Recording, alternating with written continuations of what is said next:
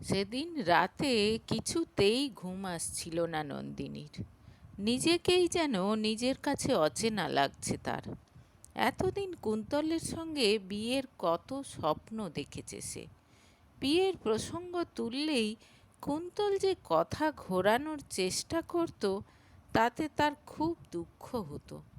আর আজ কুন্তল বলে দিয়েছে যে পুজোর পরই বিয়ে করতে চায় সে। কিন্তু বহু প্রতীক্ষিত এই মুহূর্তটা নন্দিনীকে খুশির সাগরে ভাসিয়ে নিয়ে যেতে পারছে না। মনে মনে খুব অবাক হয়েছে নন্দিনী। সে তো কুন্তলকে ভীষণ ভালোবাসে, তাহলে কেন তার মনে হচ্ছে এখনই বিয়ে করার জন্য প্রস্তুত নয় সে। পরদিন অফিস থেকে ফেরার পথে আবার রুমকির কাছে গেল নন্দিনী। অন্য দিনের মতোই তাকে দেখে ছুটে এলো রুমকি। মা পাঠিয়েছে বলে নন্দিনীকে নতুন মা বলে ডাকে সে। চলো না নতুন মা, আজ আমরা পার্কে যাই। বাবা, তুমিও চলো, বায়না ধরল রুমকি। আমি যাব না, তোমরা যাও না মা, বিছানায় শুয়ে শুয়ে বলল অভিষেক। নন্দিনী যখনই আসে অভিষেককে শুয়ে থাকতে দেখে। দু একবার তাকে বিষণ্ণতার ঘেরাটোপ থেকে বার করার চেষ্টা করেছে নন্দিনী। স্বাভাবিকভাবে কথা বলতে চেয়েছে, কিন্তু বিশেষ কিছু লাভ হয়নি। আজ কিন্তু রুমকি একেবারে নাছোড়বান্দা। বাবাকে তার সঙ্গে যেতেই হবে। অগত্যা যেতে রাজি হলো অভিষেক। পার্কে একটা বাচ্চাকে দোলনায় দুলতে দেখে বায়না ধরল রুমকি। সেও দোলনায় দুলবে। ওই বাচ্চাটার মা বাবার মতো তার বাবা আর নতুন মাকেও দুদিকে দাঁড়িয়ে থাকতে হবে। রুমকির ইচ্ছে মতো তাকে খুশি করে যেতে লাগলো নন্দিনী আর অভিষেক। নন্দিনী লক্ষ্য করল মেয়ের সঙ্গে খুনসুটি করতে করতে ধীরে ধীরে মুখে হাসি ফুটে উঠেছে অভিষেকের। ছোঁয়াছুঁয়ি খেলতে খেলতে মেয়েকে কোলে তুলে নিয়ে আনন্দে এক পাক ঘুরে নিল সে। বাবা মেয়ের অনাবিল সুখের মুহূর্ত দেখে হাসি ফুটে উঠল নন্দিনীর ঠোঁটেও। পরদিন অফিস থেকে ফেরার সময় বাড়ির আশেপাশে কিছু লোকের জটলা দেখতে পেল নন্দিনী। খোঁজ নিয়ে জানতে পারল একটা বাচ্চা মেয়েকে একটা বাইক ধাক্কা মেরেছে। গুরুতর আহত মেয়েটিকে হসপিটালে ভর্তি করা হয়েছে। শুনে মনটা খারাপ হয়ে গেল নন্দিনীর। বুকের মধ্যেটা অজানা আশঙ্কায় কেঁপে উঠল যেন। ফিরে এসে বাড়িতে ঢুকতে যাবে এমন সময় চোখ পড়ল লেটার বক্সের দিকে। পাকানো সাদা কাগজটা বার করে দেখল তাতে লেখা, থ্যাংক ইউ মা, নতুন মাকে পাঠানোর জন্য। আমি আর বাবা দুজনেই খুশি। বুকের মধ্যেটা ধড়াস করে উঠল নন্দিনীর। তার মানে কি? সঙ্গে সঙ্গে ছুটে বেরিয়ে গিয়ে রুমকির ফটো দেখালো সে লোকগুলোকে। একজন দেখে বলল, হ্যাঁ এই তো, এই বাচ্চাটারই অ্যাক্সিডেন্ট হয়েছে। মাথা ঘুরে পড়ে যাওয়ার আগে কেউ একজন নন্দিনীকে ধরে ফেলল। কিছুক্ষণ পর চোখ খুলে নন্দিনী বুঝতে পারল হসপিটালের বেডে শুয়ে আছে সে। সামনেই চিন্তিত মুখে কুন্তল দাঁড়িয়ে। রুমকি কেমন আছে? নন্দিনীর গলায় একরাশ উৎকণ্ঠা। ভালোই চোট পেয়েছে, এখন এই হসপিটালের আইসিইউতে আছে। কুন্তলের কথা শুনে ধড়ফড় করে উঠে বসতে গেল নন্দিনী। কিছুক্ষণের মধ্যেই ছাড়া পেয়ে রুমকিকে দেখতে ছুটল সে। আপনি থাকতে থাকতে মেয়েটা বাড়ি থেকে বেরোয় কি করে? অভিষেকের কাঁধ ধরে জোরে ঝাঁকুনি দিয়ে জিজ্ঞেস করল নন্দিনী। চুপ করে থাকল অভিষেক। চোখ দিয়ে দুফোঁটা জল গড়িয়ে পড়ল তার। আপনি ওর বাবা, ওর ভবিষ্যতের দায়িত্ব আপনার। যে চলে গেছে সে তো গেছে, যে আছে তার তো যত্ন নিন। এরকমভাবে আর কতদিন চলবে? আবার ঝাঁকুনি দিয়ে বলল নন্দিনী। মাথা নিচু করে চুপচাপ বসে থাকলো অভিষেক। তার মলিন চেহারা আর দুচোখের শূন্য দৃষ্টি সব কিছু থেকে এক করুণ অসহায়তা ফুটে উঠতে লাগলো। একসময় অসহায়ের মতো বসে পড়ল নন্দিনীও। পাশে দাঁড়িয়ে তাকে পর্যবেক্ষণ করতে লাগলো কুন্তল। তোমার মা বাবাকে বলবে যেন একবার আমাদের বাড়িতে কথা বলে। এবার তো বিয়ের দিনক্ষণ ঠিক করতে হবে। ঠিক একদিন পরই নন্দিনীকে বলল কুন্তল। এখনই? অজান্তেই বেরিয়ে গেল নন্দিনীর মুখ দিয়ে। হ্যাঁ, এখনই, এই আজকালের মধ্যেই, গম্ভীর গলায় বলল কুন্তল। দুদিন যাক না, পরের সপ্তাহে না হয়। নন্দিনীর মুখের কথা শেষ হওয়ার আগেই একেবারে আক্রমণাত্মক হয়ে উঠল কুন্তল। কেন, এখন বুঝি শোক পালন চলছে? এসব তুমি কি বলছো কুন্তল? ঠিকই বলছি। তুমি কি ভেবেছ আমি কিছু বুঝি না? মেয়ের নাম করে ওর বাবার সঙ্গে দেখা করতে যেতে তুমি। তাই বলি, আজকাল আর বিয়ের জন্য ঘ্যান ঘ্যান করো না কেন? চিবিয়ে চিবিয়ে বলল কুন্তল। তার কথা শুনে চোখ মুখ কুঁচকে উঠল নন্দিনীর। ঘৃণা ভরে বলল, ছি কুন্তল, মনে রাখবে তুমি শুধু আমার। পরের মাসেই বিয়ে করব আমরা। কথাগুলো বলে সেখান থেকে চলে গেল কুন্তল। দু চোখে বিস্ময় নিয়ে তার চলে যাওয়ার দিকে তাকিয়ে রইল নন্দিনী। এরকম বিচ্ছিরিভাবে আজ পর্যন্ত তার সঙ্গে কথা বলেনি কুন্তল। সারা দিন মনটা প্রচণ্ড খারাপ হয়ে থাকলো নন্দিনীর। এমনিতেই তার মন মেজাজ আজ কয়েকদিন ধরে ভালো নেই। কেন সেটা সে নিজেই ঠিকমতো বুঝতে পারছে না।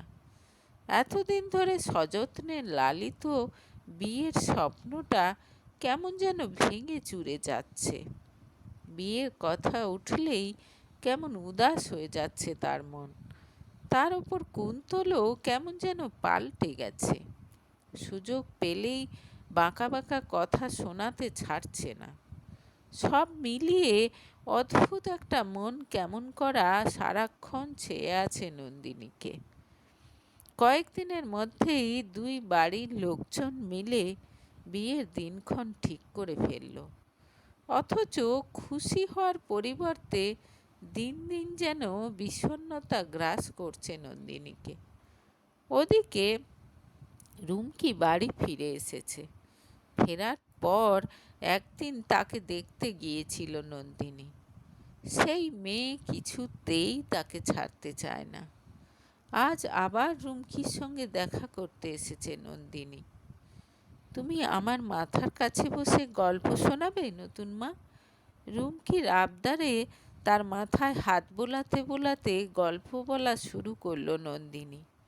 কিছুক্ষণ পর সে বুঝতে পারল অদ্ভুত একটা পরিবর্তন হচ্ছে তার মধ্যে।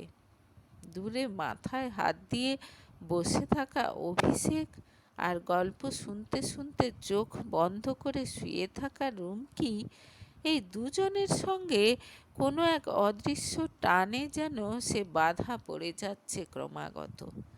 তার খুব ইচ্ছে করছে হাসি মজায় গল্পে গানে চারদিকটা ভরিয়ে দিতে, এই দুটো দুঃখী মানুষকে নিজের যত্ন আর ভালোবাসায় সতেজ আর প্রাণবন্ত করে তুলতে। অভিষেক বাবু, একটু চা খাওয়াতে পারবেন? কুণ্ঠা ঝেড়ে ফেলে হঠাৎ বলে উঠল নন্দিনী। অবাক হয়ে কিছুক্ষণ তার দিকে তাকিয়ে থেকে ঘাড় নাড়ল অভিষেক। তারপর উঠে কিচেনে চলে গেল। বাহ, খুব ভালো চা বানান তো আপনি, অথচ আজ পর্যন্ত একদিনও বানিয়ে খাওয়াননি। চায়ে চুমুক দিয়ে বলল নন্দিনী। লাজুক হাসি ফুটে উঠল অভিষেকের মুখে। বলল, আমি খুব ভালো নুডলসও বানাতে পারি। আমার স্ত্রী খেতে খুব পছন্দ করত সেই রান্না। তাহলে তো আজ আমাকেও খাওয়াতে হবে, বায়না ধরল নন্দিনী। হাসি মুখে কিচেনে চলে গেল অভিষেক। গল্প করতে লাগলো নন্দিনী আর রুমকি। কিছুক্ষণ পর রান্নাঘরে উঁকি দিয়ে নন্দিনী দেখল অপটু হাতে সবজি কাটছে অভিষেক। তাকে দেখে মমতায় ভরে গেল নন্দিনীর মন।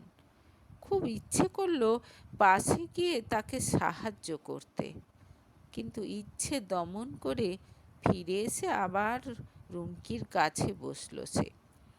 আবার নতুন করে সব কিছু শুরু করুন অভিষেক বাবু, আবার একটা চাকরি খুঁজুন। রুমকির ভবিষ্যৎ উজ্জ্বল করার দায়িত্ব তো আপনারই, তাই না? খেতে খেতে বলল নন্দিনী।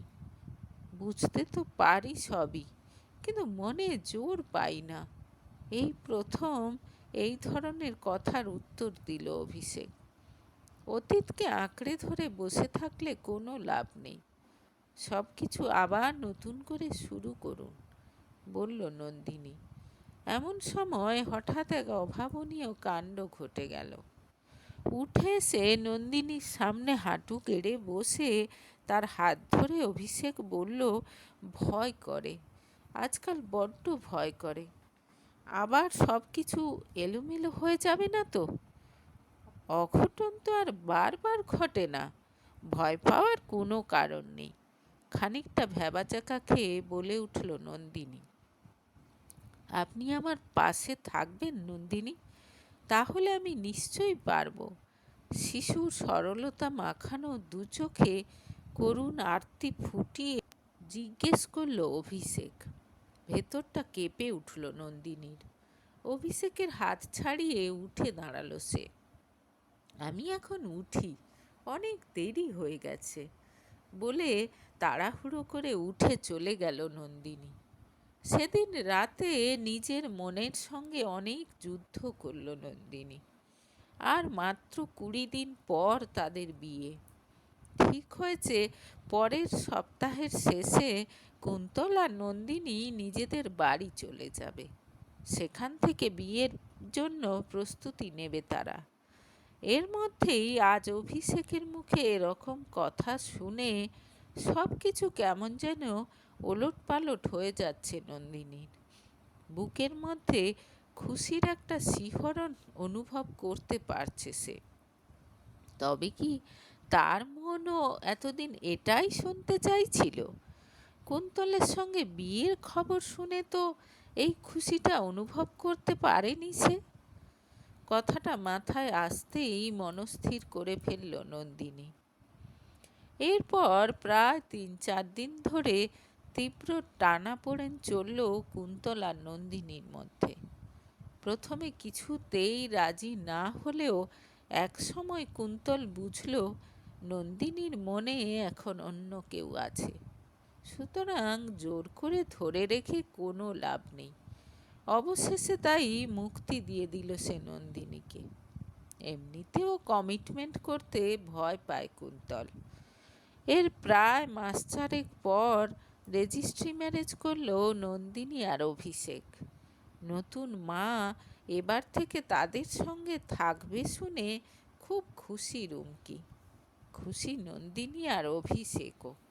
এই কদিনে তারা দুজনে একে অপরকে তাদের অতীত ভুলে একসঙ্গে নতুন জীবনের পথে এগিয়ে যাওয়ার অনুপ্রেরণা দিয়ে এসেছে। তার ভালোবাসা আর যত্ন যে এরকমভাবে দুটো মানুষের জীবন পাল্টে দিয়েছে, সেটা ভাবলেই মনটা গর্বে ভরে উঠছে নন্দিনীর।